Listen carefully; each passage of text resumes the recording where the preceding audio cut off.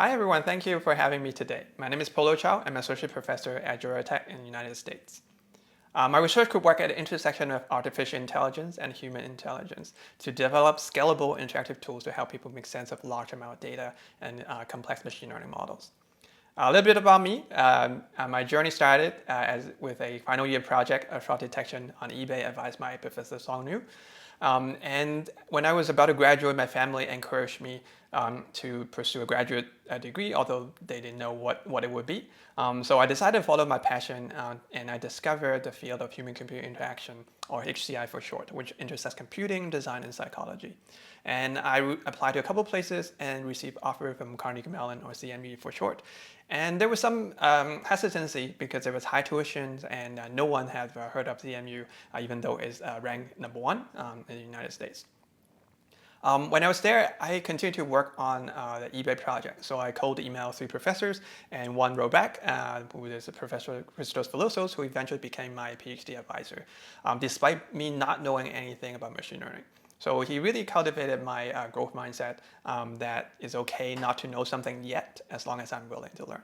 So he taught me how to think about ideas, evaluating them, and also writing them. So it's really well known in the field, and then he's also very kind and supportive. So we developed the algorithm to find fraud, and then we published that at a top computer science program. So the early experience with Christos taught me that having a great research advisor is really important. I often tell people that he changed my life because he taught me not only research skills, but also life skills. That is, I can be both successful and kind.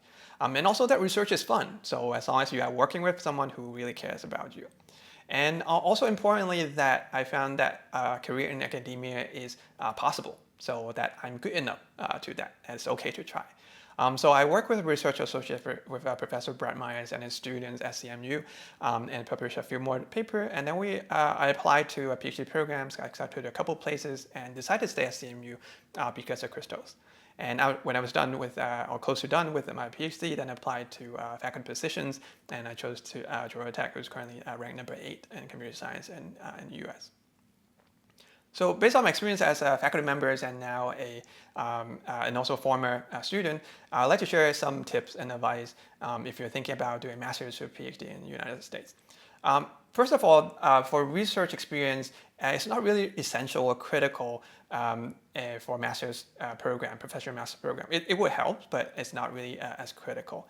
And also these days, you actually have quite a few options. So you don't always need to fly to the US to get a degree from the United States. For example, now Georgia Tech offers an OMSCS, Online Master of Science in Computer Science program. You can do the whole degree remotely, part-time. You no need to relocate to the US with only $7,000 US. So that's 56,000 Hong Kong dollars, and that's extremely low cost compared to a lot of residential programs and also a lot of certificate programs that you may be thinking about.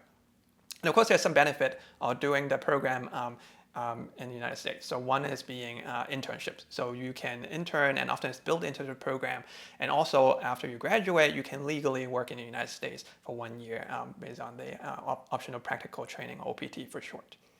So it's very common for a student to actually land full-time position at a top tech company like Google, Apple, and so on.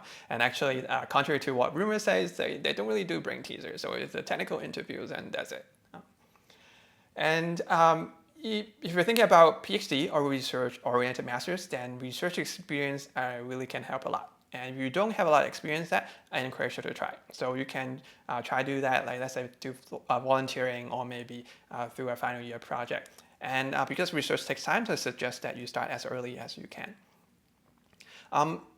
For a master's program, residential ones, often they are high cost on paper. But these days, the cost can actually be a lot lower. The reason is that a lot of times the student will actually work with a TA for courses or as research assistants, and those often would waive your tuition and also provide monthly stipend. So that means you are not really paying the full price for the whole program. About PhD, so I personally find that to be incredibly rewarding, and your contribution, research, innovation can really change the world. Even though that might be a little bit every time, but then you are really making something, a footprint, and the whole world. And also that through the experience, you are learning not only research skills, but also learn a lot of life skills that are applicable to the rest of your life, and also build a lot of connection, lifelong connections, make friends that go far beyond just the program. So those I find that to be incredibly valuable. So getting into a PhD program in top-ranked schools can be competitive, and you can gain experience to strengthen your application through undergraduate research or master's studies like I did, or a lot of students that would do that today. If you think about PhD, don't do it or don't pay for it out of pocket. The reason is that can be really too expensive. For example, at Georgia Tech, if you do your PhD in 5 years, then it would take a total of $400,000 US. And for private schools, it can be even more expensive, like $500,000 to do a PhD. So definitely don't do it, not worth it. And also importantly, for top PhD program, in the United States, they actually cover all your expenses. You pay your tuition, and then also they'll give you monthly stipend. When deciding between schools, so pick the one that has the best advisor. So in other words, kind of pick your academic parents or academic family that you will stay with for 4 to 5 years, which is really common in the United States. So school reputation is important, but I think advisor is even more important because they are really the people that you're working with every single day. I always recommend that everyone to learn more about the systems. I certainly did a lot of that before deciding to go to the United States. So I recommend Professor Casey's YouTube channel. So a lot of excellent advice on how to prepare for PhD, like whether you're ready, whether you want to do it, and so on.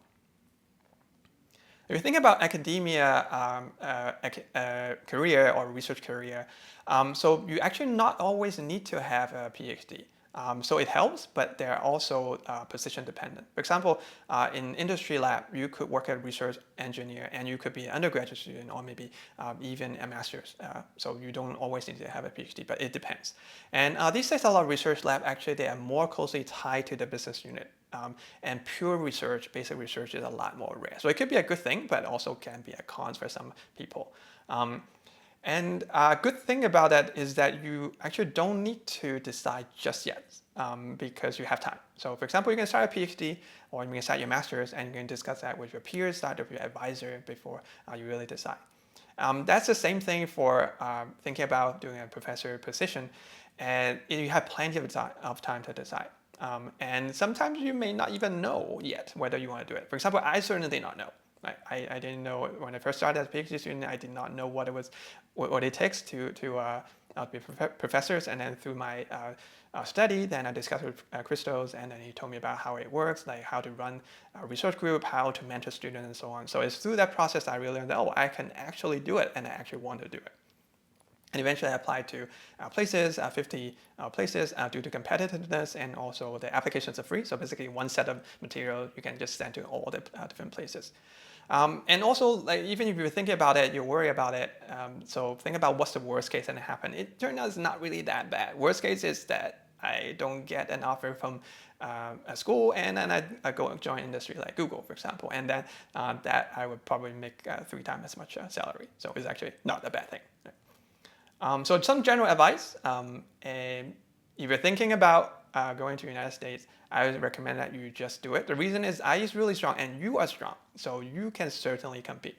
I worried myself like whether I was good enough, but it turned out, well, yes, more than good enough, like, thanks to your education at CUHK and IE.